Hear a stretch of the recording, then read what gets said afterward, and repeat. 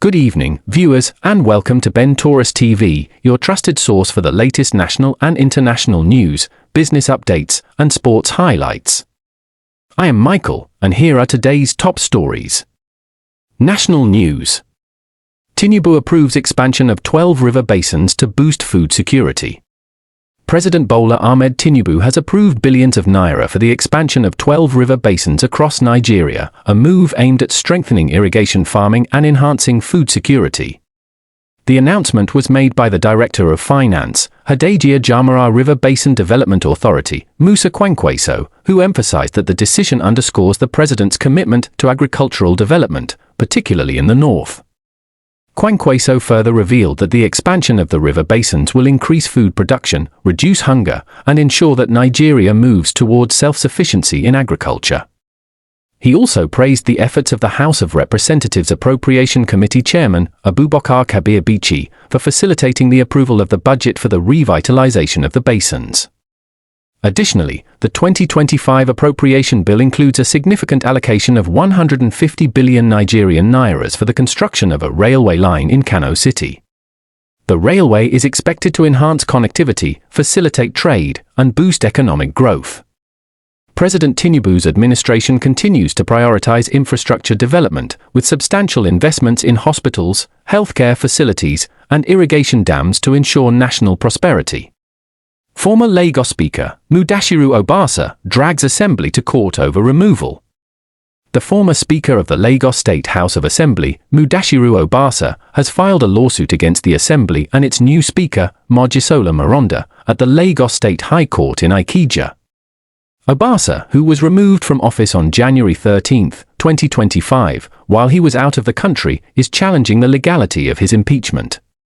Through his lawyer, Chief Afolabi Fashanu, San, he has urged the court to declare his removal unlawful, arguing that the House was on recess when the decision was made.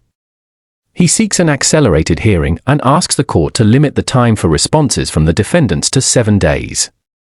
Obasa also challenges the legitimacy of the Assembly's proceedings during recess, stating that the Speaker must convene the House before any decisions can be made.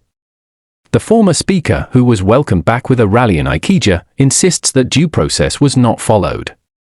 He also accused security agents, including the Lagos State Commissioner of Police, of aiding his impeachment. No date has been set for the court hearing.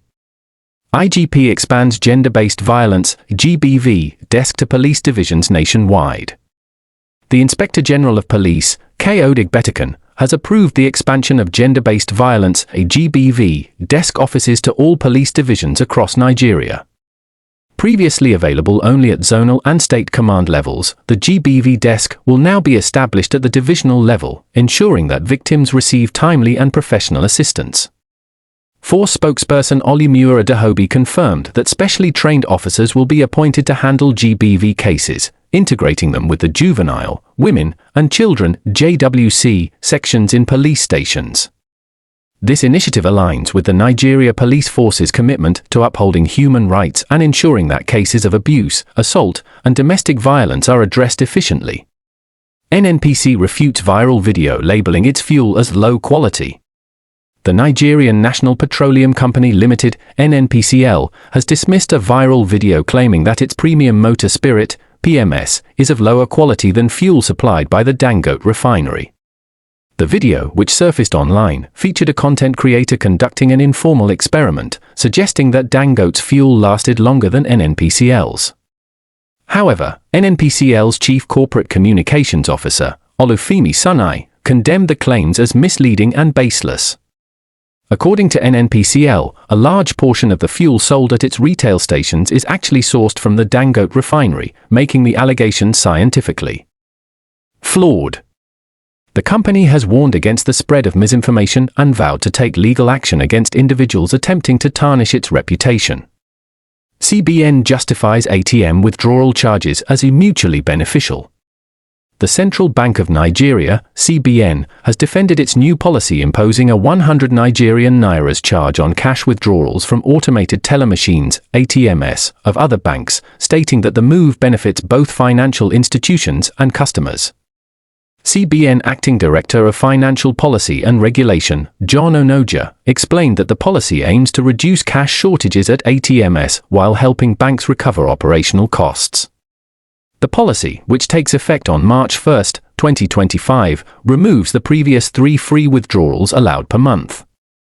Additionally, off-site ATMs, such as those in shopping malls, will carry an extra 500 Nigerian nairas charge per 20,000 Nigerian nairas withdrawn. While the decision has sparked mixed reactions from Nigerians, the CBN insists that it is necessary to ensure the efficient operation of banking services across the country. International news. Most wanted Dutch drug trafficker killed in Mexico.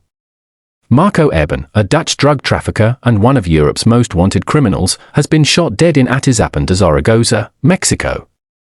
Eben, who was sentenced to over 7 years in prison for smuggling cocaine from Brazil to the Netherlands, had reportedly faked his own death in October 2024 to evade authorities.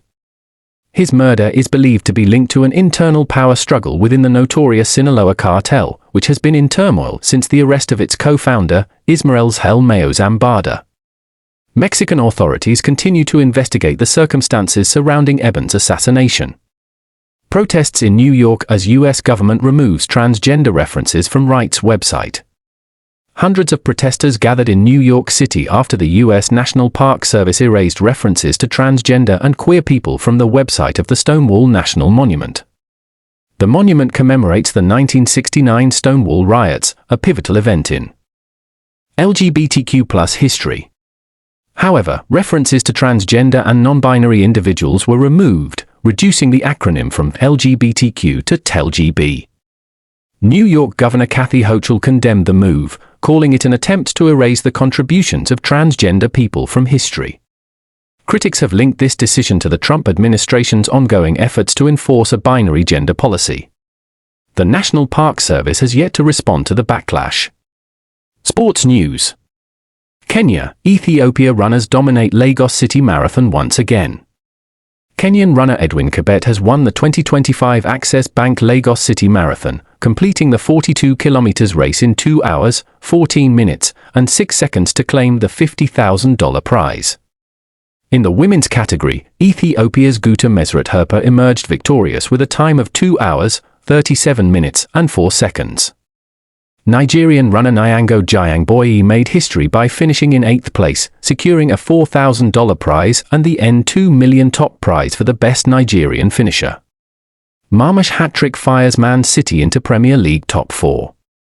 Egyptian forward Omar Marmash scored a stunning first-half hat-trick as Manchester City demolished Newcastle 4-0, reclaiming a spot in the Premier League's top 4. Marmash, who joined City from Eintracht Frankfurt in January, overshadowed star striker Erling Haaland, marking his arrival in English football in style. City manager Pep Guardiola will be hoping that this momentum carries into their Champions League clash against Real Madrid next week. That's all for today's news on Ben Taurus TV. Thank you for watching. Don't forget to like, comment, share, and subscribe to our channel for more updates. Stay informed, stay safe, and see you next time.